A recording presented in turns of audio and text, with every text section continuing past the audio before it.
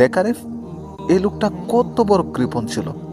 আমাদের প্রতিবেশী জাহিদ সাহেব মারা গেলেন আজ 3 দিন হলো, অথচ দেখ উনার ড্রয়ারে কতগুলো টাকা পড়ে আছে।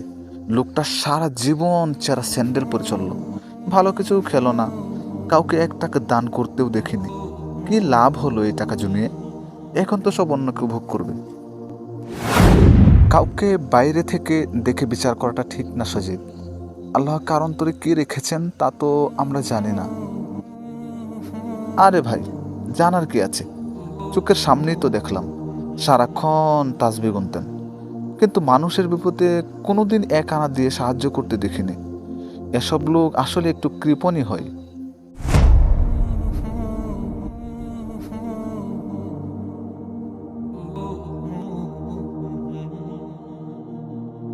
সজিত, তুই যাকে কৃপণ বলছিস, এই খামটা তার জানাজার পর ওনার ছেলে আমাকে দিয়ে গেছে।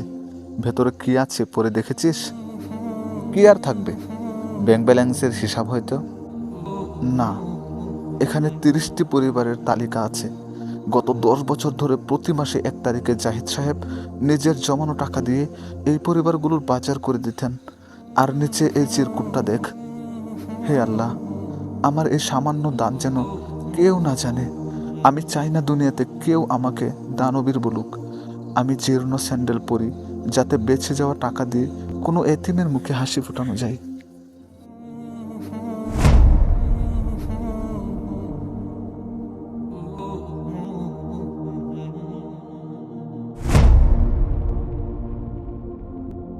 উম, মানে আমরা তো যখন ওনাকে নিয়ে হাসাহাসি করতাম, উনি তখন নিঃশব্দে জান্নাত কিনেছিলেন। এটাই শিক্ষা সজিত। আমরা মানুষের আমল দেখি, কিন্তু আল্লাহ দেখেন মানুষের নিয়ত।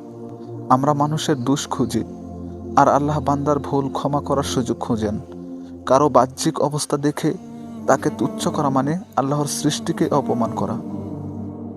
আমি কত বড় পাপ করেছি আরিফ, আমি কত বড় পাপ করেছি আরিফ। আমি ওনার নামে গীবত করেছি, ওনাকে কৃপণ বলেছি, অথচ উনি ওনার সবটুকু দিয়ে মানুষের সেবা করে গেছেন। আমি তো ওনার কাছে ক্ষমা চাওয়ার সুযোগটাও হারালাম। আমাকে আজই এই পরিবারগুলোর কাছে যেতে হবে।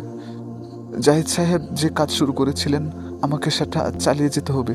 হয়তো আল্লাহ এভাবে আমার গুনাহ মাফ করবেন।